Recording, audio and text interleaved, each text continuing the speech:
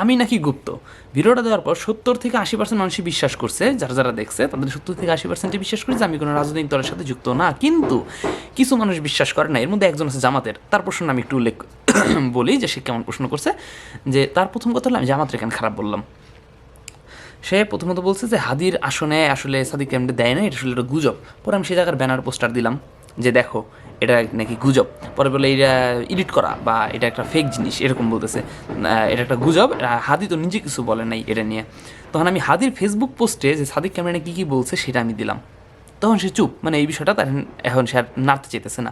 এরপরে সে বলতেছে যে একটা মানুষ দামি নির্বাচন, ওই যে দিনের ভোট রাতে নিল, সেই নির্বাচনে কেমনে আওয়ামী লীগ সাপোর্ট করে। ভাই ওই জিনিসটা জানার পরেই কিন্তু আমি আওয়ামী বিরোধী হয়েছি, যখন আমি ওই জিনিসটা জানছি। আর ভাই আমি নির্বাচনের আগে মানে আমি বুঝে চাইছি কি ওই যে নির্বাচনটা হবে, নির্বাচনেও আমি আওয়ামী সাপোর্ট করছি, কারণ ভাই ওইটা সাপোর্ট করতাম।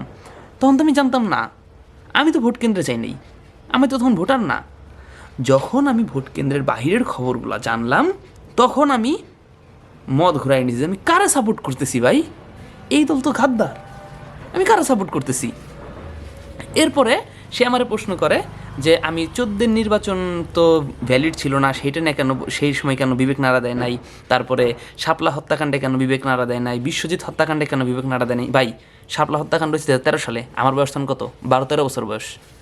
14 সালে নির্বাচনে আমার বয়স 14-13 এরকম বছর। বিশ্বজিৎ মারছে তখন আমি আরও ছোটো। বিশ্বজিৎ হত্যাকাণ্ড আমি টিভিতে দেখছিলাম, আমি তো তখন জানতাম আমি কত ছোট, বুঝো। আমি তো এগুলো বলছি যে আমি কত ছোট, আমি তো জানতামই না যে ছাত্রলীগ মানে যে আওয়ামী লীগের সংগঠন, আমি জানতামই না এটা। একটা মানুষ রাজনীতির এত কিছু বুঝবো, এত কিছু কি কোনো দিন বুঝবো? ইভেন আমার বয়সের পোলাপান তখন জানতো না জামাত নামের যে একটা রাজনৈতিক দল আছে। তারা মনে করতো কি বিএনপি জামাত একই দল, এইটাই মনে করতো মেজরিটি। তারা জানতোই না যে এরকম আল্লাহর দল আছে। তো তারা বললাম যে একটা পোলাপানকে আসলে জানবে, আমি তখন জানতাম এটা ভার্সিটির পোলাপান খুন করছে। তারপরে 14 নির্বাচনে আমি রাজনীতিটা কিছুই বুঝতাম না, আমি কেমনে বুঝুম এটা? শাপলা হত্যাকাণ্ড কি টিভিতে দেখাইছে না? না, আমার তো ফেসবুক ছিল, আমার তখন একটা বাটন ফোন ছিল, বাপে গোপাল বার নুনটে ফোনটেগুলো ভরে দিত, ওগুলো দেখতাম, আর হলো গান শুনতাম, আর হলো গেমস খেলতাম, এগুলা করতাম। আমি জানুম কেমনি খবরটা, তখন নাকি বিবেক নাড়া দেয় নাই। কোন লেভেলের মূর্খ হইলে মানুষ আমার এই প্রশ্নগুলো করে? যখন আমি এই কথাগুলো কইলাম তখন সে কয় কি যে তুমি জামাতের খারাপ কইলা কেন, জামাত হইলো ফ্রেশ একটা ক্লিন ইমেজের একটা পার্টি। তখন আমি জামাতের 4-5টা খারাপ যে নেগেটিভ সাইডগুলো ছিল একসাথে মারছি তার উপরে। তখন সে বলে কি যে বুঝছি, খালি তুমি একাই ভালো, মানে নর্মাল একটা ডিফেন্স দিয়ে গেল, আর কিছু করতে পারলো না। এরপর বিএনপির কিছু পোলাপান তো এখনও মনে করতেছে যে আমি ভুলভাল ইনফরমেশন দিছি। আচ্ছা, আমার এই টাকার অফারটা কী করছিল এটা নিয়ে অনেকের প্রশ্ন। আমাদের পাশের বাসার ডাক্তার, সে জামাতের সেক্রেটারি। হ্যাঁ, সে জামাতের সেক্রেটারি। তো এই যে একটা ঐক্য জোট হইল না এনসিপির সাথে, তখন সে চাইছিল, আমি তো জামাতে ঢুকতেছি না, আমি চাইছিল যে আমি যাতে এনসিপিতে যাই। তখন সে আমাকে একটা অফার দিছিল। তোমরা তার খোঁজ নিতে পারো, কাশিমপুরে একটা হসপিটাল আছে, সে তার মালিক, মানে একটা অংশের মালিক, একজন মিলে হাসপাতালের মালিক, তো সে একটা অংশের মালিক। যদি সত্যি তোমরা খোঁজ নিতে চাও, আমি হাসপাতালের নামটাও বের করে দিব, এখন আমার নামটা মাথায় আসতেছে না, নামটাও বের করে দিব, তোমরা খোঁজ নিবা। আসাদুল্লাহ ডাক্তার। যদি আমাদের এলাকাতে জামাতের জোট জিততো তাহলে সে হয়তো বা চেয়ারম্যান ইলেকশন করতো। যাই হোক, এই টপিকটা এখন বাইরে আসি।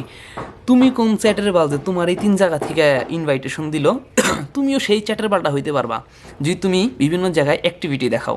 ভার্সিটিতে আমার ডিপার্টমেন্টে আমি অনেক অ্যাক্টিভ, আমার ডিপার্টমেন্টে শুধু গণবিশ্ববিদ্যালয় অ্যাপ্লাইড ম্যাথ, খোঁজ নিয়ে দেখতে পারো। আমি কোনো স্যার ম্যাডাম যদি আমার কোনো দায়িত্ব দেয়, কাজটা আমি পুরোপুরি কমপ্লিট করার চেষ্টা করি। তো এইখান থেকে কি একটা অ্যাক্টিভ মানুষকে কি মানুষ টানার চেষ্টা করে না? প্লাস আমার এলাকাতে আমার কোনো ব্যাড রেকর্ড নাই, আমি বিড়ি সিগারেট কিছুই খাই না, মেয়েদের পিছিয়ে ঘুরি না, কোনো ত্রাস সৃষ্টি করি না। এরকম ইমেজের পোলাপান ওদের দরকার। এখন কথা কেন দরকার?